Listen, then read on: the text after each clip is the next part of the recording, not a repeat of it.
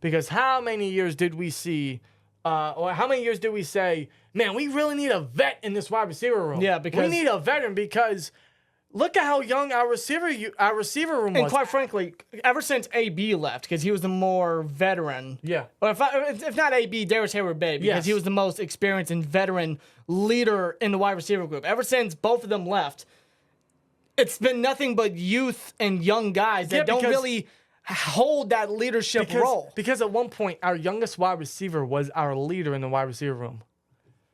That's not good leadership in the wide receiver room. It's not. And if I remember correctly, it was Juju, and he was younger than Deontay Johnson. That's what I said. Our youngest wide receiver was our leader. Yeah. So we needed a veteran guy to teach the wide receiver room. Now, we needed someone in there, someone with experience and respect and earned leadership around the league. And around the league, Allen Robinson has been with the Jags, where he peaked, the Bears, where he did great with Mitch Trubisky. And then he was with the Rams last year. Didn't turn out the way many of us anticipated. But the Rams got hit heavily with the injury bug. Bad. It was very bad. And it was evident early on into the season. But Allen Robinson still has a lot to offer in the NFL, especially for the Steelers, man. Our receiver room is still very young. Deontay's 26, going to be 27 soon. Now, George Pickens is 22. Calvin Austin's in his, I think he's around the same age. Yeah. We still have a young wide receiver room. This is why we needed to add Allen Robinson.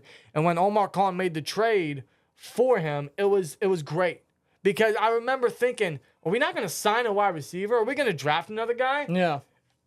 None of us thought Allen Robinson was a possibility. No. And with the contract they got him at, they're only paying him $5 million. And all they did was swap 7th rounders. That's it. Yeah. It's a cheap deal. It's essentially a free agent deal. That's it. All the Steelers did was trade down into the 7th round a little bit.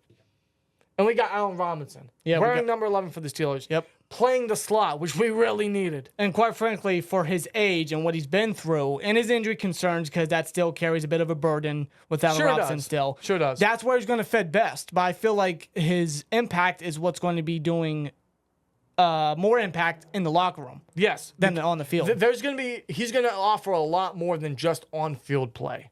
This is a huge addition for the Steelers' wide receiver room, for the Steelers' offense, for the Steelers' locker room. We don't have a leader, not only in the receiving room, but not even in the offense. You could say Kenny Pickett, but he's also in his second year, 25 years old. You know, he's the guy we're all going to lean on. We don't have a lot of, true veterans on offense. Robinson's, looking at it now, thinking about it, I believe he's the most experienced veteran. Which is great. That's great, and that's what we needed to offer. And him and Kenny Pickett have been working all offseason, right? And Allen Robinson has given Pickett praise for his work ethic, for his leadership, for helping the receivers. And Robinson's been doing the same, and that's great. You want that chemistry. You want that work ethic. You want them to work together. And hopefully that brings a better offense and a better Kenny Pickett in his second year, in 2023. I think the addition of Allen Robinson is very underrated. I think it's great. I think it's what the Steelers offense needed. I think it's what the receiving room needed. And hopefully that straightens out some of the younger guys. Yeah. Not the same number one receiver he was with the Jags, right? Where him and Blake Bortles and Allen Hurns peaked. Yeah. That was a great offense. That was a great receiving room for a couple years. He's not that same guy. No. But very similar to like a Patrick Peterson who we signed this year as well.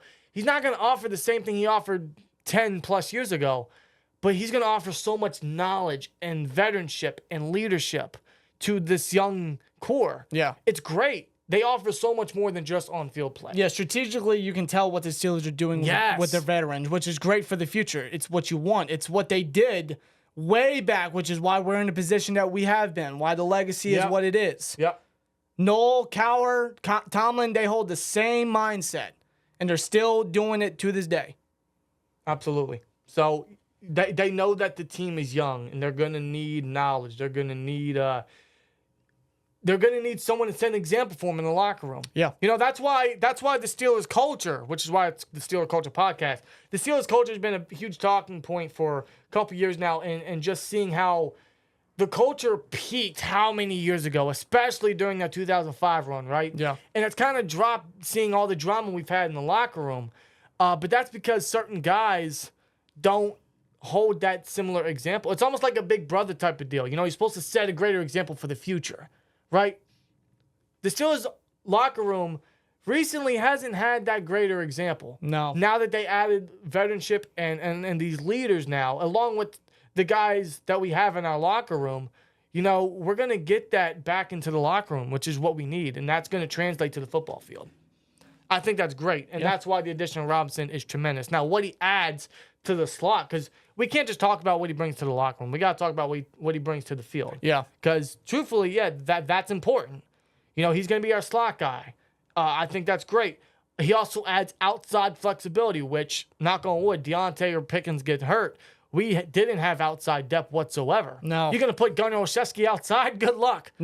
No. Miles Boykin? Maybe, but nah. You're not going to do that. You need some outside flexibility. You need reliable flexibility. And Robinson, even for his age, can still bring that. Yes. And let's say we put Allen Robinson outside. You can insert someone like a Calvin Austin in the slot, a Connor Hayward in the slot. It's tremendous. It's great that we have added Allen Robinson. Now, statistically, I don't think we should expect so much. Maybe a couple touchdowns, hopefully, which I know we're not used to, but hopefully we can get used to that again this year. But statistically, we shouldn't expect a lot from Robinson. I'm not anticipating a crazy year. But I do think he'll be very reliable. I think he's going to be a fine receiver in the slot. He's going to bring that short yardage ability, potentially a down-the-middle type feel with the offense. Because he still has gas in the tank. Yeah. We saw that in some film with the Rams last year. Everyone said, oh, he's washed. He had, barely 400 yards last year. He got injured. He's not Allen Robinson anymore. He's still got a lot to offer. He still got gas in the tank. He can still play football. He's only 29 years old. And at the receiver position, that's not old. It's getting there, but it's not washed. For some guys, it might be. For Allen Robinson, it's not. No. He's going to bring a certain aspect to the slot that the Steelers really needed. So Allen Robinson is going to be a very fine addition. I'm excited what he's going to bring to the black and gold.